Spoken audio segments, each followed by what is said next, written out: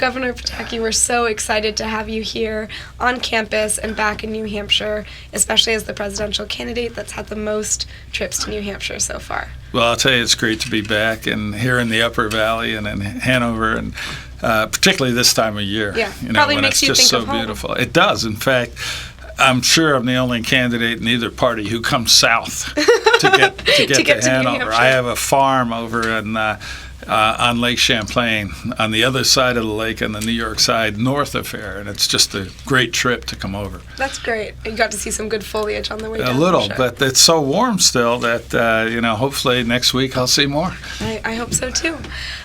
Your campaign, both for governor and now for president, has emphasized a lot of your coming from a farm and coming from upstate New York and really being a man of the people. And your campaign slogan is people before politics. Can you explain a little more of what that means, especially in this presidential race? Yeah, that's always been my view, is that you want to do the right thing for the people and keep your eye on that, regardless of whether it's the popular thing or things that the consultants or others are telling you to do. And I've always tried to do that. And I think particularly today it's critical because Americans from both parties look at Washington and they just see it as a world apart. And I think it is a world apart. It's something that's controlled by powerful interest groups, and doesn't seem to matter which party gains control, things don't change. And that's one of the main reasons I'm running, is we have to change Washington. And if I have the chance to run, I know I have the ability to do that. Yeah, so while you were governor, you actually were governor, a 3-term governor of a blue state. In fact, one of the bluest states in the country, one could argue. So how were you a Republican governor of a primarily Democratic state? Yeah, I mean, New York there are 3 million more Democrats, so it wasn't an easy thing. But you just, I would enunciate policies that I thought were right for all the people. And I had to convince not just the Republicans who came out overwhelmingly, obviously, in droves for me, but also independents and Democrats, a lot of Democrats, that these were the right positions. For me to win, I had to have 1 million Democrats come out and actually vote for me. And I won 3 times, one time by over 1 million votes, the largest plurality ever for a Republican. So it was, I think, quite simply about saying what you mean, being able to do what you said you were going to do, and setting aside politics and just working to bring people together and solve problems. And in Washington today, it seems that it's all about politics and it's not about solving problems, and that's got to stop. Can you talk to us a little bit about maybe one problem that you solved by using bipartisan efforts during your time in office? Yeah, just as one example, when I took office in New York, 1 in 11 of every New Yorker was on welfare. Yeah. Not Medicaid or disability or anything, welfare, dependent on government. And the normal Republican position would have been, it costs too much. There are people who are cheating the system. We've got to get the people off. What I said is that the Democratic left had created a system where intelligent, good people who wanted to live the American dream were better off dependent on government than taking that first job for $8, $9, $10 an hour, because economically their family was better off. And how can we change that? So we put in place policies requiring work of able-bodied welfare recipients, but we also put in place policies where we had more daycare slots. So if when you went to work, you know there was a place for your child to be taken care of. Job training programs to upgrade people's skills. Health care programs, not Obamacare, but health care programs where low-income working adults could have quality health care for themselves and their family. And when I left, we had over 1 million fewer people on welfare. And it was difficult to make that dramatic transformation. But it was all about empowering people with opportunity. It was all about believing in people and saying, people, not politics, that if we gave someone a chance to become a breadwinner, to have the pride and self-worth that comes from earning a paycheck and having a job, they're going to seize that opportunity if it's in their family's interest. We made it in their family's interest, and at the end, we had well over 1 million fewer people on welfare, and because they were able to transition to being a part of the American dream. That's great. And with that example, you touched on a lot of very hot-button political topics. So as long as you don't mind, I was wondering if we could do a quick fire round of Absolutely. a few yes or now, no's. Fire away, however. There are some things I'm good at, sound bites I'm not good at, Don't and worry yes about or no, often the solution lies somewhere in between. I And so totally you may agree with not you. get a yes or no out of me, but All right. fire away and Let's I'll do try my our best. Okay. No. I'll try and be specific as possible. All right, a woman's right to choose. Yes. Gay marriage legal nationally. Yes. Carbon tax. No. Keystone XL pipeline. Yes. Fracking. I'm doing pretty well on the You're yes or doing pre- no you're here. doing- Although I would love to explain all of them in greater detail, but so far I'm trying to follow your rules. I'm very proud. Fracking. Yes. Airstrikes against ISIS. Yes. Government-sponsored health care. Not Obamacare. still What I pretty did short. in New York was privately marketed government-supported health care. Very good. Expanding restrictions on automatic weapons. No. All right.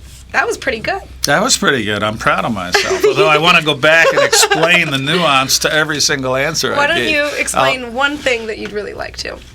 Like fracking, for example. Okay, let's talk I think fracking has been a tremendous positive development, and the United States today is the only country in the world, developed country in the world, that produces less CO2 than we did in 1995. It's because natural gas has replaced coal, and it's much cleaner, and it's domestic, and we don't have to import oil from the Middle East or South America. So economically, it's been great.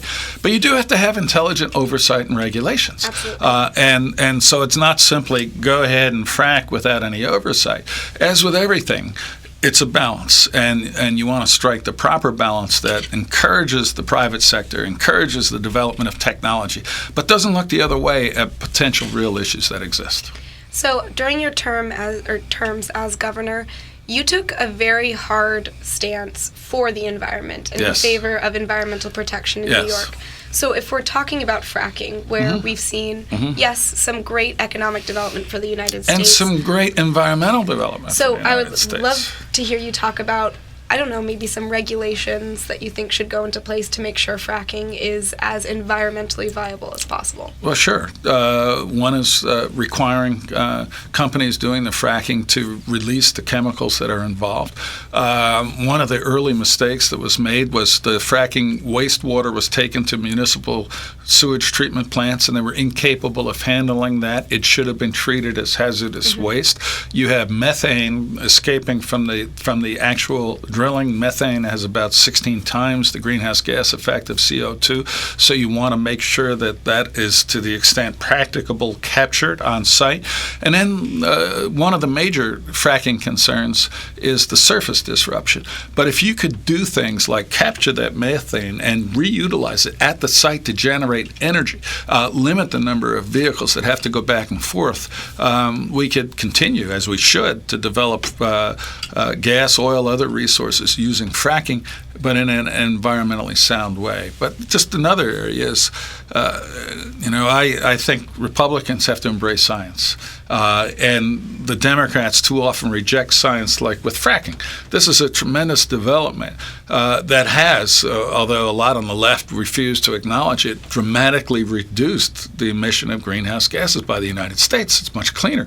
On the other hand, in my party, with the Republicans too often, we reject science. Things like, how do we challenge vaccines? When George Washington vaccinated the Continental Army against smallpox at Valley Forge, it's just ridiculous. And how do we deny or reject the fact that CO2 emitted into the atmosphere by humans is a greenhouse gas that, all things being equal, will result in a warming of the earth? So both sides have to put aside their ideology and say what in fact is right for America, embracing science and technology. Absolutely. Also, one of the problems with emitting so many greenhouse gases, even though we're starting to reduce our emissions, is that oftentimes our emissions end up impacting countries across the world. And vice versa. Today, and my view of climate change, is that the United States isn't the problem. The United States is the solution. Right now, 16% of all greenhouse gases come from the United States. And imposing taxes like the carbon tax you were talking about, shutting down businesses, driving factories offshore, doesn't help the global issue of global warming. What does is when American innovation, when American technology, when our universities are not-for-profits, the private sector come together and develop those new technologies, we not only have a stronger economy and a cleaner environment here in America, but we can export those technologies. So we should be looking at things like pure R&D investment to elevate the efficiency of solar panels from 16 to 18% to 48 to 50%, making it economically less expensive and yet at the same time globally much greener. There are things like this that we as a nation should be encouraging that would not just make America greener, but make us stronger economically and geopolitically, and at the same time allow the world to embrace these technologies and reduce their emissions. So on that note, we're partnering with the Boreg Project, which focuses a lot on preventing poverty in impoverished areas across the world. So if you were to be named president today, congratulations, what would... Wait, this isn't Russia. I'd have to be elected, not named president. I'm a great believer in the people and the democratic there process. You go. I won't take that away from you. So let's say that you're elected president today. That's better. What would you do to combat global poverty? I think there's so much we can do. Basically, it is to help to export.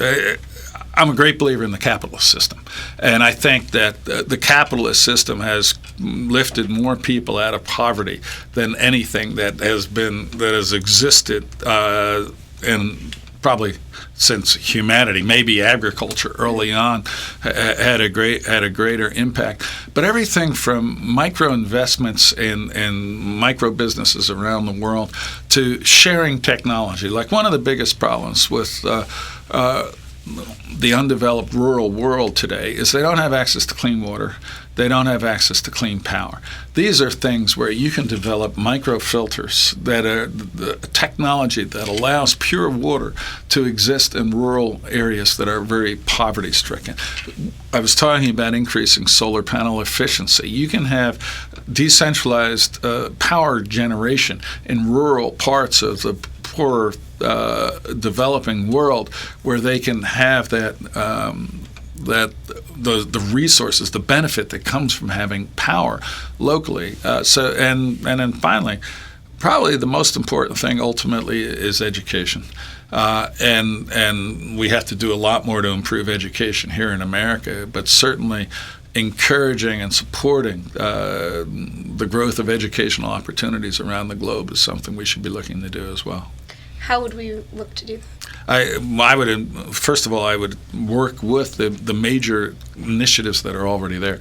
The Gates Foundation and others are investing a great deal in all sorts of third world, well, it's the developing world areas, but grow our economy, export our technology, support countries, particularly micro enterprises that create a locally based economy that create jobs and opportunity. And one of the developments that I think we would have to look at, and the next president of the United States should take a serious look at, is we have given billions in aid through state governments. And that aid very often has not gone in a way that has improved the lives of the people in the country that have gotten those billions in aids.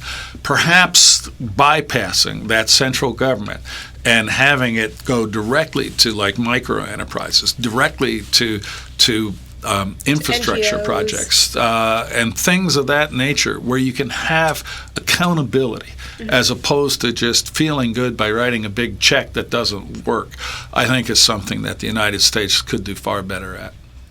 Well, thank you so much, Governor Pataki, for coming in and talking to us a little bit about your hopes for the future and hopefully the presidential election. Well, thank you. It's great being back here in Hanover at Dartmouth, and I'll be back a lot more. So I think the people in the Upper Valley are going to have going to be seeing me quite a bit, and I look forward to that. We'll see you soon. One of the things I love is just the retail nature of politics in New Hampshire. So if you see me on the street, if you see me having a cup of coffee in the morning, come up and say hi, even if you disagree with me. I enjoy that type of dialogue.